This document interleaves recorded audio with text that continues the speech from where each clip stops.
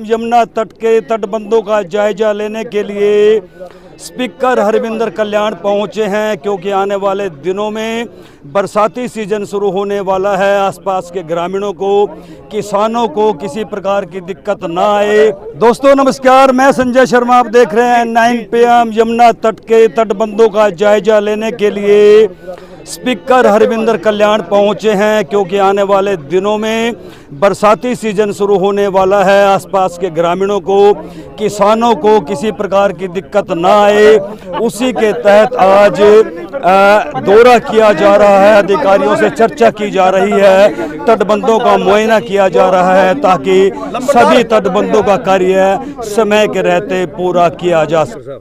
यमुना तटों को दौरा किया है, क्या निरीक्षण किया? देखिए, हर वर्ष फ्लड वर्क्स जो होते हैं, बाढ़ से बचाव के जो कार्य होते हैं, तो वो हर साल उनकी मॉनिटरिंग भी होती है ऐसे सभी पॉइंट्स की, यमुना के ऊपर और अन्य सभी स्थानों पर। और फिर जहाँ जहाँ पर भी ज़रूरत होती है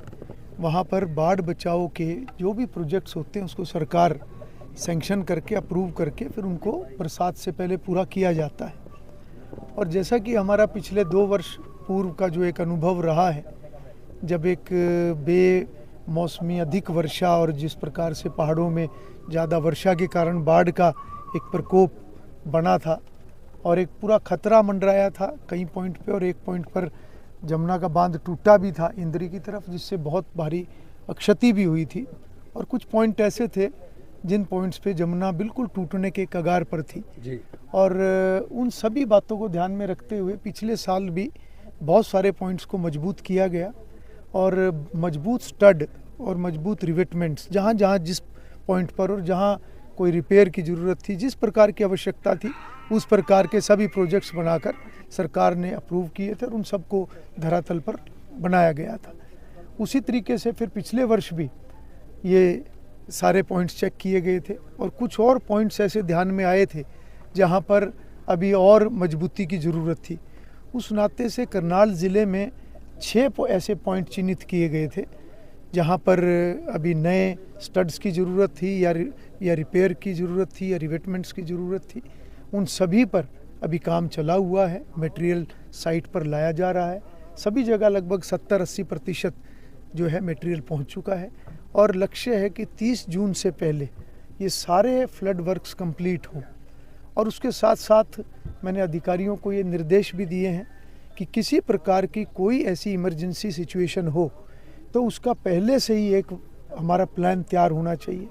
क्योंकि 2 वर्ष पूर्व का जो हमारा अनुभव था कि जिस प्रकार से मटेरियल की ज़रूरत पड़ी थी और समय पर मटेरियल की उपलब्धता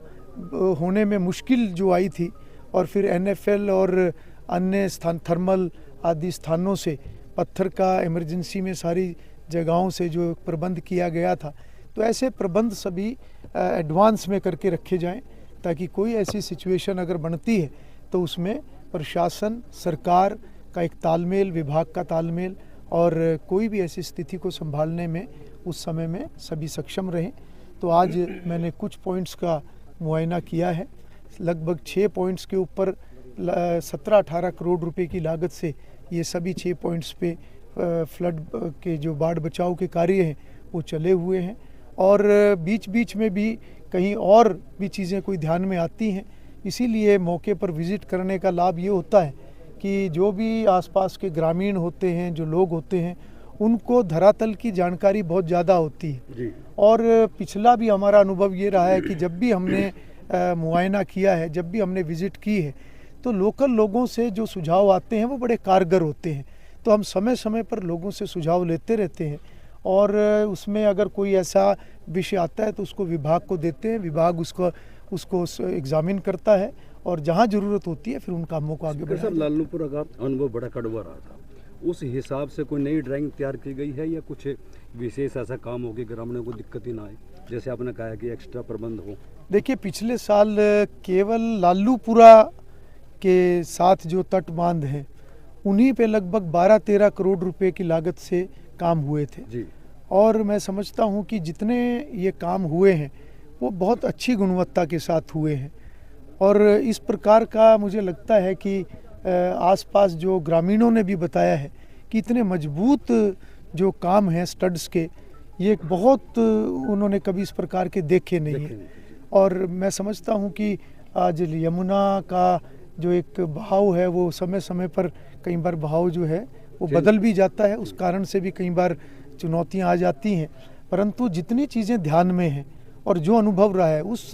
सब को ध्यान में रखते हुए विभाग ने एक अच्छी प्लानिंग के साथ काम किया है। सरकार ने भी ऐसे सभी कामों की मंजूरी की है, चाहे वो जो भी विभाग ने यहाँ से भेजा और जो यहाँ पर हमने मौके के ऊपर लोगों के सुझाव भी लिए, विभाग ने भी, इंजीनियरिंग विंग ने भी अपना काम किया, सरकार ने सभी कामों को मंजूरी दी। मैं मुख्यमंत्री नायब सिंह जी का आभार व्यक्त करता हूँ, क्योंकि उनकी अध्यक्षता में जो ये फ्लड कंट्रोल बोर्ड की मीटिंग में ये सभी काम पास हुए हैं। निश्चित रूप से एक सुरक्षित हमारे सारे ये किसान रहे, हमारी आबादी क्षेत्र सुरक्षित रहे, ये सब हमारा एक हमारी जिम्मेवारी भी है और हम समय समय पे उसका ध्यान भी करते हैं। फिर भी मैं गंगा मैया से, जमुना मैया से प्रार्थना करता हूँ, क्योंकि कुदरत के सामने कई बार सभी व्यवस्थाएं छोटी पड़ जाती हैं, तो सभी और सुख शांति रहे उसकी कामना करता हूँ।